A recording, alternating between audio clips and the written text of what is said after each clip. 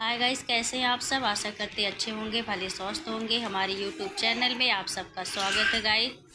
और पूरी वीडियो को देखना, अगर समझ आए कमेंट में अपनी राय ज़रूर देना। और मैं डेली वीडियो अपलोड करती हूँ 8 बजे, तो ज़रूर आप सब देखें और एक दूसरे के पास शेयर ज़रूर करें। आइए हम पढ़ते हैं फिलिपियो 4 का 4 पढ़ते हैं। प्रभु में सदा आनंदित रहो। मैं फिर से कहता हूँ, आनंदित रहो। यहाँ पौलुस कह रहा है अपने लोगों से, कलीसिया के लोगों से, यानी हमसे, हम ये वचन हम लोगों से कह रहा है कि प्रभु में सदा आनंदित रहो।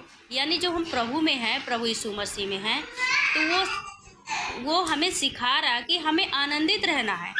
जब देखिए पौलुस और सीलास जेल में थे, तो वहाँ क्या हो रहा था, वो आराधना कर रहे थे और जंजीरें टूट गई, बेड़ियाँ खुल गई। क्यों?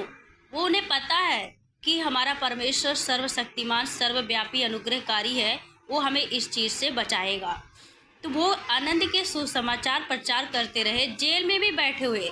यहाँ भी पौलुस कह रहा है कि प्रभु में सदा आनंदित रहो। मैं फिर से कहता हूँ कि आनंदित रहो। तो मेरे प्यारे भाई बहनों, जब पौलुस सीलास को देखो, जेल में थे, कैद में थे, फिर भी वो क्या कर रहे थे? परमेश्वर की आराधना कर रहे थे।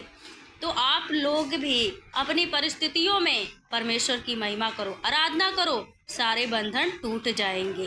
तुम्हारी कोमलता सब मनुष्यों पर प्रकट हो, प्रभु निकट है। यहाँ पौलुस कह रहा कि तुम्हारी जो कोमलता है सब मनुष्यों पर प्रकट हो, प्रभु निकट है। हमें खुश रहना सबके साथ। कोई देखे कहे कि अरे यार, ये दुख पे इतना इनके ऊपर दुख, फिर भी ये मुस्कुरा रहे, इनके ऊपर कोमलता, इनके अंदर इतना अच्छा व्यवहार है, ये ऐसे कैसे रह सकते हैं।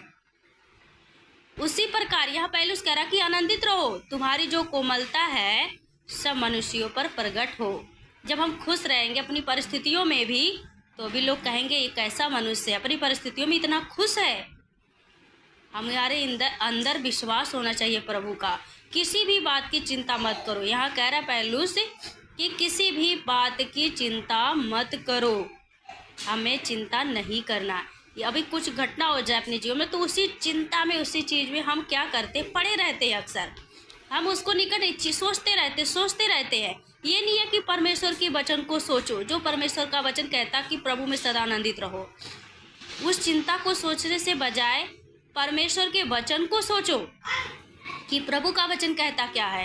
विश्वास से अगर तू पहाड़ को भी आज्ञा दोगे तो तुम्हारी मान लेगा। तुम्हारे यीशु के कोड़े खाने से मैं चंगा हो जाऊंगा। ये नहीं सोचते, बल्कि वो अपनी परिस्थितियों को सोचते रहते हैं। परंतु हर एक बात में तुम्हारे निवेदन, प्रार्थना, विनती के द्वारा धन्यवाद के साथ परमेश्वर के साथ सम्मुख उपस्थित किए जाए।